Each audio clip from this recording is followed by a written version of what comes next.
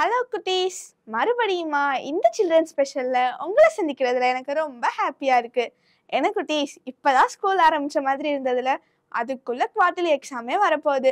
Daily கொடுக்குற பாடத்தை டெய்லியும் படிச்சாலே குவார்டர்லி எக்ஸாமை ஈஸியா அட்டென்ட் பண்ணிடலாம்.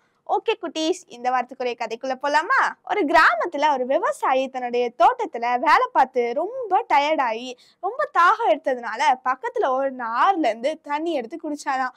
இதை பார்த்து இந்த சயின்டிஸ்ட் வேகமா ஓடி வந்து, ஐயா ஐயா, என்ன காரியம் பண்றீங்க, இந்த தண்ணி எதுக்கு குடிக்கிறீங்க அப்படின்னு சொல்லி கேட்டாராம். ஏன்பா, எனக்கு ரொம்ப தாகமா இருந்தது, அதனாலதான் தண்ணி எடுத்து குடிச்சேன் அப்படின்னு சொல்லி சொன்னப்போ அந்த சயின்டிஸ்ட் சொன்னாரா, ஐயா, இந்த தண்ணியில எவ்வளவு கிருமி இருக்கு உங்களுக்கு தெரியுமா அப்படின்னு சொல்லி சொன்ன உடனே அந்த விவசாயி சொன்னாரா, என்னது, இந்த தண்ணியில கிருமி இருக்கா அப்படின்னு சொன்னதும் அந்த சயின்டிஸ்ட், வாங்கயா, நான் உங்களை ஒரு லேபுக்கு கூட்டு போறேன், அந்த லேப்ல இந்த தண்ணியில எவ்வளவு கிருமி இருக்குன்னு பாருங்க அப்படின்னு சொல்லிட்டு அந்த விவசாயி அவர் ஒரு லேபுக்கு கூட்டிட்டு போனாராம். அந்த லேப்ல அந்த சயின்டிஸ்ட் ஒரு மைக்ரோஸ்கோப் எடுத்து அந்த ஆற்றுல இருந்து கொஞ்சம் தண்ணி எடுத்து அதுல மைக்ரோஸ்கோப்ல வச்சு பார்த்தப்போ அதுல நிறைய புழு புழுவா நெறிஞ்சு நிறைய பாக்டீரியாஸோட அது பாக்குறதுக்கே ரொம்ப அருவருப்பா இருந்ததுதான். இதை பார்த்த அந்த விவசாயிக்கு ரொம்ப கோவம் வந்துருச்சான். என்னங்க, நான் குடிச்ச தண்ணியில இவ்வளவு புழுவா காட்டுது இந்த மைக்ரோஸ்கோப் அப்படின்னு சொல்லிட்டு ஒரு பெரிய கல் எடுத்து அந்த மைக்ரோஸ்கோப் மேலேயே போட்டாராம். உடனே அந்த மைக்ரோஸ்கோப் சில்லியா நொறுங்கி போயிடுச்சான்.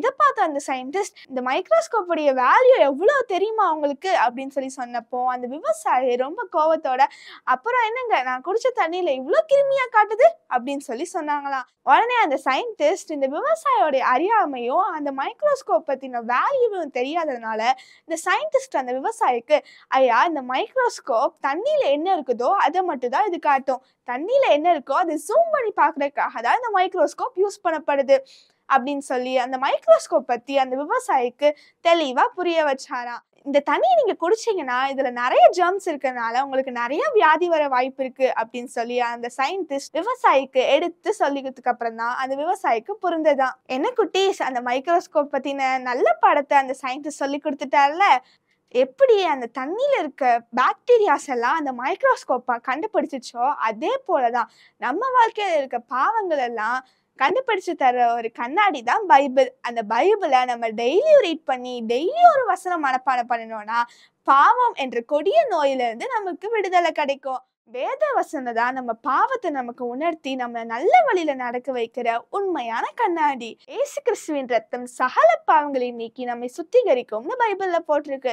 நம்மளும் நம்மகிட்ட இருக்க பாவங்களை ஏசப்பாட்ட சப்மிட் பண்ணோம்னா ஏசப்பா நம்மள ஆசீர்வதிப்பாங்க. ஓகே குட்டீஸ், இந்த வாரத்துக்குரிய வசனம் கேட்கலாமா? நான் உமக்கு விரோதமாய் பாவம் செய்யாதபடிக்கு உமது வாக்கை என் இருதயத்தில் வைத்து வைத்தேன். சங்கீதம் 119:11.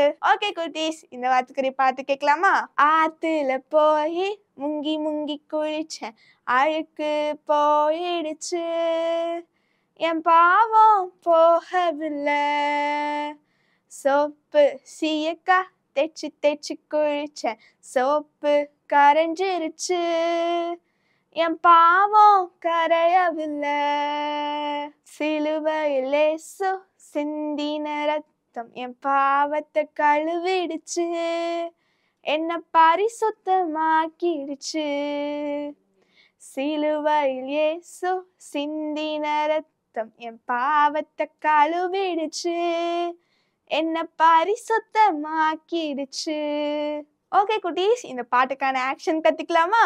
ஆத்துல போய் முங்கி முங்கி குளிச்சேன், அழுக்கு போயிடுச்சு, என் பாவம் போகவில்லை, சோப்பு சீயக்கா தேய்ச்சி தேய்ச்சி குளிச்சேன், சோப்பு கரைஞ்சிடுச்சு, என் பாவம் கரையவில்லை, சிலுவையில் இயேசு சிந்தின ரத்தம் பாவத்தை கழுவிடுச்சு, என்ன பரிசுத்தமாக்கிடுச்சு, சிலுவையில் இயேசு சிந்தின ரத்தம் என் பாவத்தை கழுவிடுச்சு, என்ன பரிசுத்தமாக்கிடுச்சு.